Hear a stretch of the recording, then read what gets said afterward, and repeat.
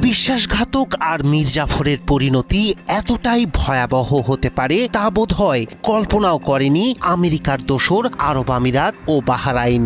মার্কিন হামলার পর ইরানের প্রতিশোধের আগুনের প্রথম ধাক্কা লাগলো এই বেঈমানদের গায়ে। দুবাই বাহরাইনের ধনীদের সাজানো বাগান তছনছ করেছে ইরানের প্রতিশোধের মিসাইল।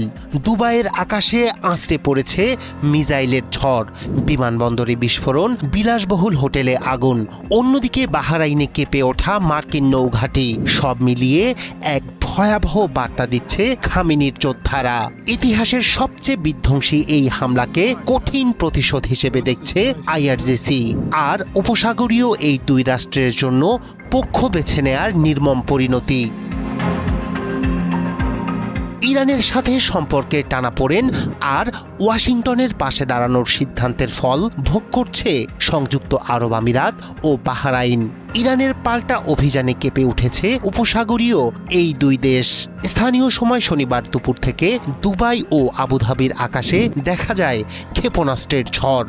বিস্ফোরণের শব্দে প্রকম্পিত হয় পুরো শহর। সরাসরি হামলার শিকার হয় বিশ্বের অন্যতম ব্যস্ত বিমানবন্দর দুবাই আন্তর্জাতিক বিমানবন্দর। স্থানীয় কর্তৃপক্ষ জানায় ইরানের আঘাতে ক্ষতিগ্রস্ত হয়েছে একটি টার্মিনাল। আহত হয়েছেন অন্তত 4 জন।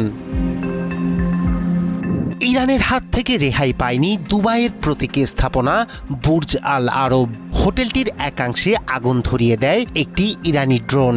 আগুন নিয়ন্ত্রণে আসলেও পর্যটক ও বাসিন্দাদের মধ্যে ছড়িয়ে পড়ে আতঙ্ক। এদিকে সম্ভাব্য হামলার আশঙ্কায় তড়িঘড়ি করে খালি করা হয় বিশ্বের সর্বোচ্চ ভবন বুর্জ খলিফা। একই সময় কৃত্রিম দ্বীপ পাম জুমেইরা এলাকায় একটি হোটেলের কাছেও বিস্ফোরণের ঘটনা ঘটে। এছাড়া শহরের আরেক কৌশলগত স্থাপনা জাবেল আলী পোর্টে আঘাত হানে ইরান।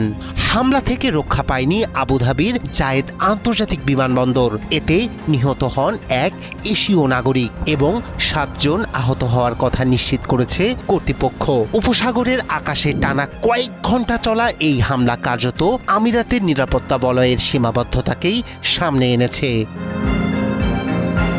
অন্যদিকে বাহরাইনেও চলে ইরানি তাণ্ডব।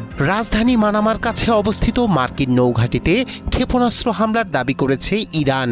এখানেই অবস্থান করে মার্কিন 5ম নৌবহর। পাশাপাশি বিমানবন্দর ও গুরুত্বপূর্ণ স্থাপনাগুলোতেও আঘাত হানা হয়েছে বলে নিশ্চিত করেছে স্থানীয় প্রশাসন। বিশ্লেষকরা বলছেন, হামলার জবাবে ইরান সরাসরি আমেরিকাকে টার্গেট করলেও বার্তা দিচ্ছে তার মিত্রদেরও। আমেরিকার নিরাপত্তা ছাতার নিচে থাকা উপসাগরীয় রাষ্ট্রগুলো যে